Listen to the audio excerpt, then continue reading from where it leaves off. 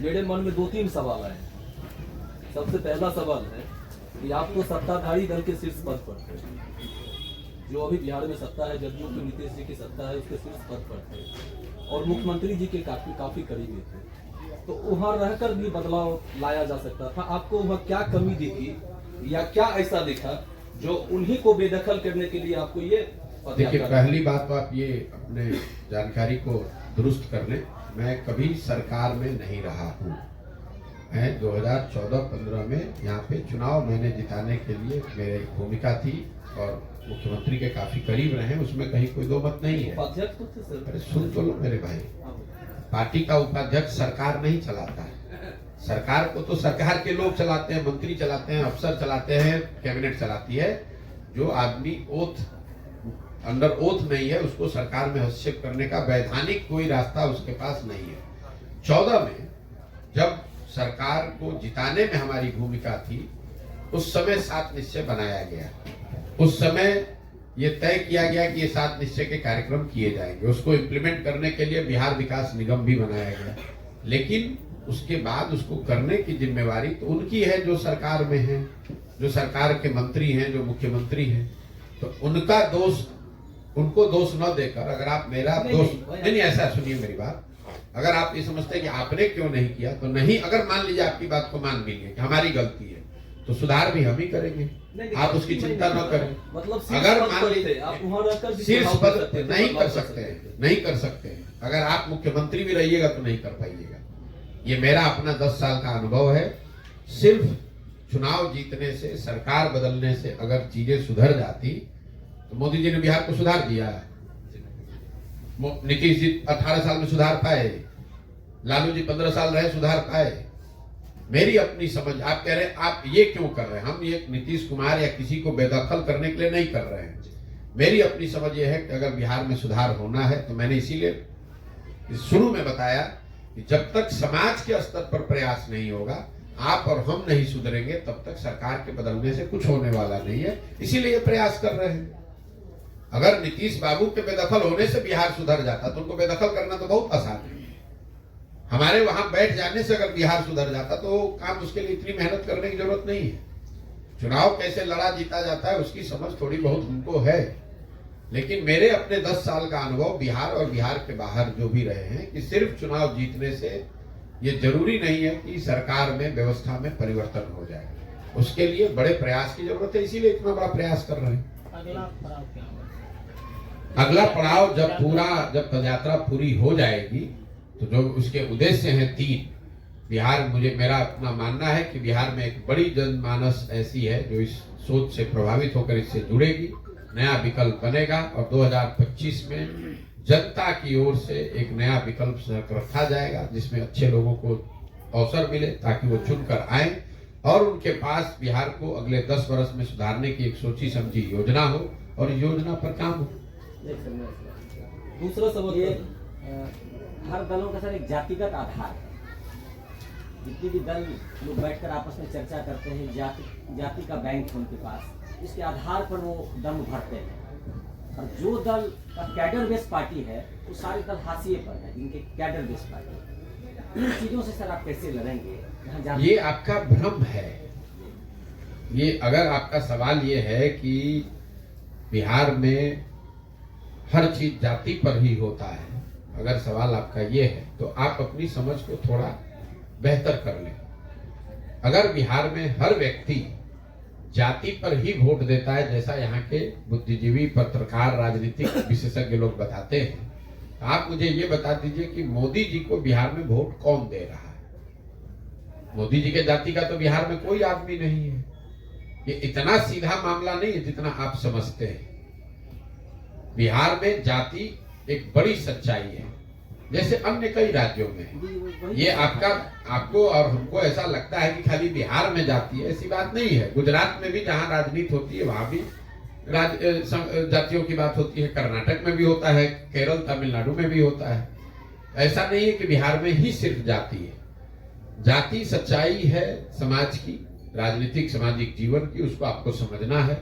और एक बड़ा वर्ग है जो जाति के आधार पर वोट करता है, लेकिन एक बहुत बड़ा वर्ग ये भी है जो जाति से अलग हट के धर्म के आधार पर वोट करता है। एक बहुत बड़ा वर्ग है जो सिर्फ भाजपा को इसलिए वोट करता है क्योंकि वो लालू को वोट नहीं कर सकता है।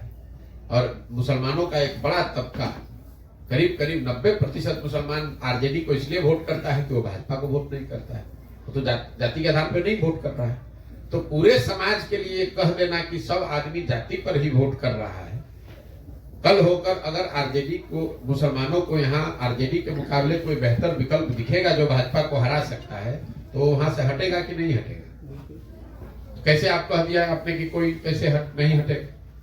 कल होकर जो लोग लालू के डर से मुफ्त में भाजपा को वोट दे रहे हैं, उनको बेहतर विकल्प दिखेगा तो वो हटेगा कि नहीं हटेगा? अगर जाति की बात को मान भी ले कि उसको कोई नहीं तोड़ सकता है जैसा आप समझते हैं, और आपने ये दलों का दावा है, हाँ, दलों का दावा, सच्चाई नहीं है। आप CSDS का सर्वे उठाकर देख लीजिए।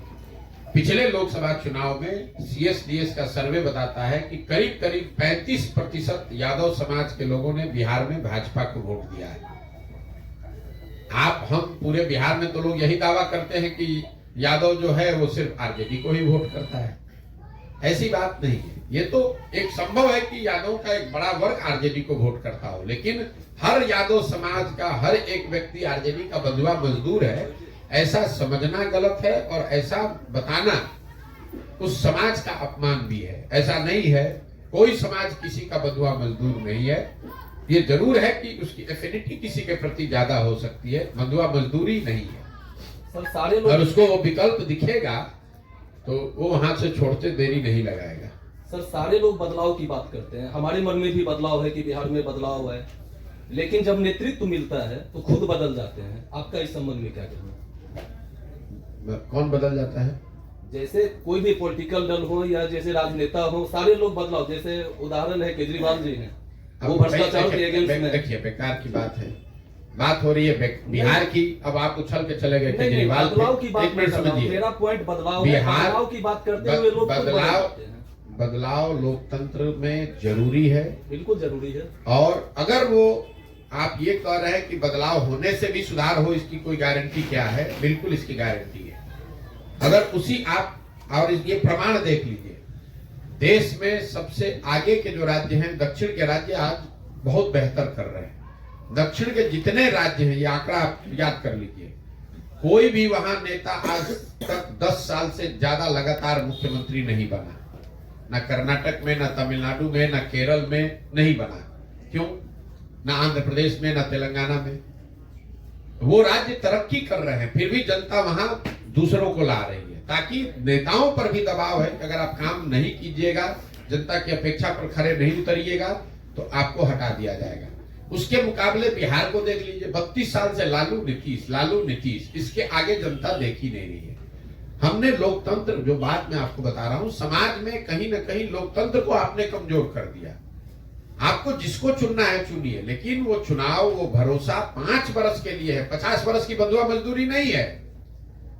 आपने लालू को चुन लिया, तब लालू को ही वोट दिए जा रहे हैं पिछले अगले 30 साल तक। एक बार नीतीश पर भरोसा, नीतीश जी ने पहले टर्म में अच्छा काम किया तो जनता ने उनको 2010 में बड़े बहुमत से जिताया, लेकिन अगर दूसरे टर्म में अच्छा काम नहीं किया तो जनता की जिम्मेवारी है कि उनको हटाकर किसी दूसरे को लाए, तभी तो लोकतंत्र चलेगा। इस तरह का है कि कोई कोलैबोरेशन नहीं है। जनता कोलैबोरेशन के आगे देख सकती है, आप भ्रमत पालिए। 2010 में पॉलिटिकल कोलैबोरेशन, जिस गठबंधन की आप बात कर रहे हैं, नीतीश कुमार और भाजपा साथ में लड़े थे, 206 सीट मिला था। वही कोलैबोरेशन अभी 2020 में जब लड़े तो 125 सीट नहीं मिला। जनता इतना बेवकूफ है। तो सर 24 में मैं किसको वोट दूं, आप बता दीजिए। हम क्यों बता दें भैया, आप अपने 2024 का चुनाव है, मैं कहाँ जाऊँ? क्या विकल्प है हमारे? आपके पास जो आपका दल आएगा। अरे हम ही को कहे आप वोट दीजिए, आपको जो विकल्प अच्छा लगे उसको दीजिए। वही ना, मतलब मैं कहाँ जाऊँ आपको बता दीजिए। बदलाव की बात आप करते हैं, मैं कहाँ बदल के जाऊँ? इससे आप अपने आप को आपने इतना निरीह बना लिया है, इसीलिए तो भोग रहे हैं, भोगिए। और इसी तरह आपने, अगर आपको लगता है कि कोई नहीं था तो अभी तक काहे नहीं बनाया नया दल? प्रशांत किशोर का इंतजार कर रहे थे। प्रशांत किशोर कल चल रहे रोड पे, गिर के मर जाएंगे तो आप अपना जिंदगी नहीं जिंदा रहिएगा।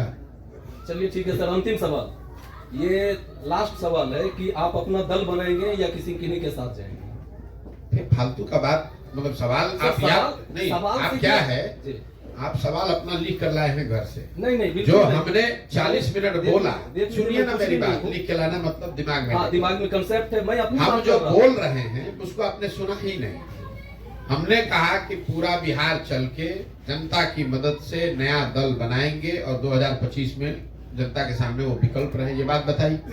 और उसको आपने सुना ही नहीं या सुनकर सुना हमारा कर मन- फिर वही आप कीजिएगा, सर, किसके साथ हमारे- गठबंधन कीजिएगा। हमारे मन में कुछ सवाल है, उसका जवाब तो आप दे देंगे। रहे, हमारे किसका मन जवाब का दे रहे? सवाल है तो जवाब जो दे आप रहे। अपना दल बनाएंगे या कहीं जाएंगे या कुछ भी नहीं करेंगे या फिर जनता दोनों ही नहीं करेंगे, क्योंकि आप सुन ही नहीं ये सर, रहे। मैंने कहा कि कोई दल हम अपना नहीं बनाएंगे, जनता यहाँ मिल के दल बस यही जवाब बनाएगी। है सर, हो गया। दूसरा बात, जब दल अभी बना ही नहीं है तो गठबंधन का सवाल कहाँ है। तीसरी बात, अगर बिहार की जनता मिलकर दल बना रही है तो गठबंधन काहे करेगी। इसी गठबंधन से मुक्ति के लिए तो इतना प्रयास कर रहे हैं। कुछ लोगों का सर 2024 को पदयात्रा लेके चल रहे हैं, बदलाव की बात कर रहे हैं, लेकिन 2024 जो लोकसभा चुनाव उसको अब टारगेट नहीं करके सीधे 25 को टारगेट कर रहे हैं। कुछ लोग ये र्यूमर भी फैला रहे हैं कि नहीं ये तो भाजपा को क्या करें, मदद करने के लिए चल रहे हैं। नहीं, देखिए इसको चोट बात ये है कि जो बात हम कह रहे हैं जनता के सामने, ये कोई टारगेट हमने बाद में नहीं चेंज किया है। 5 मई 2022 को जब हमने जन स्वराज की घोषणा की तो ये कहा कि दल तभी बनेगा जब हम पूरा पदयात्रा कर लेंगे। उसके बाद से हम कोई टिम्बकटू घूमने गए नहीं है। बिहार की जनता देख रही है, आप लोग देख रहे हैं कि 16 महीने से हम घर परिवार छोड़कर प्रतिदिन चल ही रहे हैं। लेकिन जब पूरा बिहार कहा है कि चलेंगे तो चलने के बाद ही तो बना सकते हैं। अगर हमको खुद ही दल बनाना होता तो पटना में बैठ के पहले ही बना लेते। लेकिन जब हम मान लीजिए कि बेगूसराय आज पहुंचे, बेगूसराय के लोगों से मिले ही नहीं, तो कैसे पता चलेगा कि बेगूसराय में किन लोगों को साथ में लेकर दल बनाना है। अगर बेगूसराय कर लिए तो खगड़िया तो पहुंचे नहीं, मुंगेर तो गए नहीं, कटिहार पहुंचे नहीं। तो जब तक कम से कम 2/3 बिहार हम कर न ले तब तक दल नहीं बन सकता है। अगर उसके बाद जो भी चुनाव आएगा, चाहे मुखिया का चुनाव आए कि लोकसभा का चुनाव, तो चुनाव लड़ा जाएगा। और उससे पहले अगर विधानसभा का भी चुनाव आ जाएगा तो भी नहीं लड़ा जाएगा। सिंपल बात। बहुत बढ़िया। राम मंदिर के उद्घाटन को लेकर बिहार में लोगों में खूब उत्साह है। लगभग 10 लाख लोग अयोध्या जाएंगे। हिंदू होने के नाते क्या आप भी हो जाएंगे? हम तो भैया अपनी पदयात्रा कर रहे हैं। और मेरा एक सवाल है, आप कहते हैं कि लोकसभा से पहले बिहार में महागठबंधन नहीं टूटेगा। चर्चा है कि पीएम मोदी के होने वाले बिहार दौरे पे नीतीश से सब सेट हो जाएगा। अभी चर्चा आप जाने, नीतीश कुमार को खुद नहीं पता है कि वो किसके साथ रहेंगे, और आपको पता है तो रोज बेकार एक न्यूज बना सकते हैं, लेकिन उसका कोई फायदा नहीं। मेरा सुझाव मानिए, नीतीश कुमार को जितना हम जानते हैं उतना कम लोग बिहार में जानते होंगे। नीतीश कुमार को खुद नहीं पता है कि वो कहाँ रहेंगे। एक बात जो मैं कह रहा हूँ कि लोकसभा के बाद ये नीतीश कुमार जी के राजनीति का अंतिम दौर चल रहा है, और लोकसभा चुनाव के बाद नीतीश कुमार जी के दल का विघटन औपचारिक तौर पर शुरू हो जाएगा और आपको दिखेगा। इतना मैं जानता हूँ। चाहे वो भाजपा में जाएं, महागठबंधन में रहें, अकेले रहें, छोड़ दें, अब ये अंतिम दौर है, इसके आगे चलने वाला नहीं है। इतना आप निश्चित जान लीजिए। दूसरा, मैंने ये कहा कि वो महागठबंधन में लड़ेंगे, उनको 5 सीट भी नहीं आएगा। जदयू को 5 सीट भी नहीं आएगा, ये लिखकर आपको दे देते हैं। अगर आ जाए तो हमको आकर आप बता लीजिएगा, हमसे सवाल पूछ लीजिएगा। बिहार विधानसभा में महिलाओं के ऊपर नीतीश कुमार के द्वारा टिप्पणी किया गया था, किस रूप में देखते हैं आप? किसी रूप में नहीं देखते हैं। वो नीतीश कुमार की उम्र हो गई है, और इस तरह के अलूल जलूल बयान देते रहना नीतीश कुमार की अब एक तरह से आदत भी बन गई है, और उनकी आप कह लीजिए कि जो उनकी मनोस्थिति है उसको दर्शाती है। जब आप सामाजिक राजनीतिक तौर पर घिर जाए, आपको घबराहट हो, उम्र का असर हो जाए, तो इसी तरह का अलूल जलूल आप बोलिएगा, खुद भी शर्मिंदा होइएगा और पूरे बिहार के लोगों के लिए भी शर्मिंदगी का कारण बनिएगा। प्रधानमंत्री के द्वारा कहा गया था पूरे विश्व में ना करवा दिया गया हैं? मुख्यमंत्री के ऊपर नरेंद्र मोदी के द्वारा एक बयान दिया गया था, मुख्यमंत्री नीतीश कुमार को लेकर उनके द्वारा बोला गया था कि पूरा विश्व में ना करवा दिया गया। अब इस पर हम क्या बोले? बयान दिया नीतीश कुमार ने, टिप्पणी की प्रधानमंत्री ने, तो हम क्या बोले? वो बिहार के नागरिक होने के नाते आप हम सब ये सहमत हैं कि जो बयान था वो शर्मनाक था, वो नहीं देना चाहिए था। और अगर बिहार के मुख्यमंत्री इस तरह का बयान सदन में खड़ा होकर दे रहे हैं तो जगहसाई होगी ही, हम सबको शर्मिंदगी होगी कि हम लोग के मुख्यमंत्री, हम लोग के नेता इस तरह की बात कर रहे हैं। ठीक है भैया, बहुत बहुत सर एगो सवाल था सर, केंद्र की सत्ता का कहना है कि 2045 तक भारत का पूर्ण विकास करेगी, तो वहाँ सर हमारा बिहार कहाँ पर है? मेरे भाई, जब आप 5 वर्ष की बात नहीं करके 25 वर्ष की बात करने लगे तो समझिए कि कहीं ना कहीं गड़बड़ है। संविधान बनाने वाले लोगों ने, इस देश को बनाने वाले लोगों ने, या लोकतंत्र की जो बुनियाद है पूरे देश, पूरे दुनिया में, खाली बिहार में नहीं, उसमें 4-5 वर्ष की एक अवधि रखी गई है। उसमें 25 वर्ष के चुनाव की बात नहीं कही गई है। उसमें बात सुन लीजिए, उसकी वजह समझिए क्यों नहीं कही गई है। अगर आप 25 वर्ष की बात करेंगे तो 25 वर्ष में किसने क्या देखा है कि 45 में क्या होगा। 5 वर्ष में अगर आप अपनी प्रॉमिस को डिलीवर नहीं कर पा रहे हैं तो 25 वर्ष की बात करना बेमानी है। सरकारों का मूल्यांकन 5 वर्ष में होने की व्यवस्था है, उसी के आधार पर मूल्यांकन होना चाहिए।